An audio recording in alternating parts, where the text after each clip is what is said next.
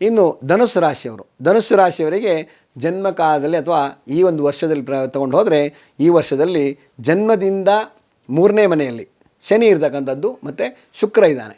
ಅದಕ್ಕೋಸ್ಕರವಾಗಿ ಮತ್ತು ಧನುಸ್ಸು ರಾಶಿಯಲ್ಲಿ ಉತ್ತರಾಷಾಢ ನಕ್ಷತ್ರ ಅಥವಾ ಧನುಸ್ಸು ರಾಶಿ ಅಥವಾ ಮಕರ ರಾಶಿಯಲ್ಲಿ ಆಗ್ತಕ್ಕಂಥದ್ರೆ ಎರಡೂ ಕೂಡ ರಾಶಿ ಆಗೋದಕ್ಕೋಸ್ಕರವಾಗಿ ಉತ್ತರಾಷಾಢ ನಕ್ಷತ್ರದ 2 ದ್ವಿಸ್ವಭಾವ ರಾಶಿಯಲ್ಲಿ ವರ್ಷ ಉತ್ಪನ್ನ ಆಗ್ತಾಯಿದೆ ಇವತ್ತು ವರ್ಷ.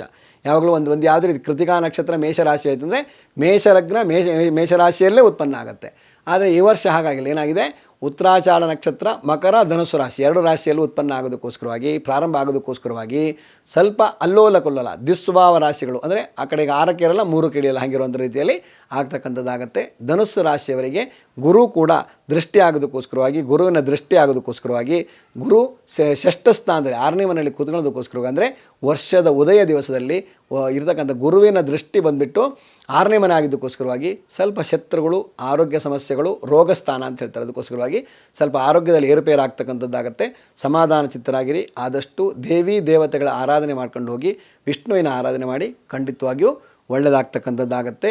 ಹಾಗೆ ನಿಮ್ಮ ಹೊರಗಡೆ ಯಾವುದೇ ರೀತಿ ಕೆಲಸವನ್ನು ಹೋಗಬೇಕಾದ್ರೆ ಕೈ ಮೇಲೆ 26 ಬರ್ಕೊಂಡು ಹೋಗೋದ್ರಿಂದ ಎಲ್ಲ ರೀತಿಯಾದ ಅಭಿವೃದ್ಧಿಯನ್ನು ಕೊಡ್ತಕ್ಕಂಥದ್ದು ಈ ಒಂದು ಸಂವತ್ಸರ, ಈ ಒಂದು ವರ್ಷ ಪೂರ್ತಿಯಾಗಿ ಕೊಡ್ತಕ್ಕಂಥದ್ದಾಗತ್ತೆ.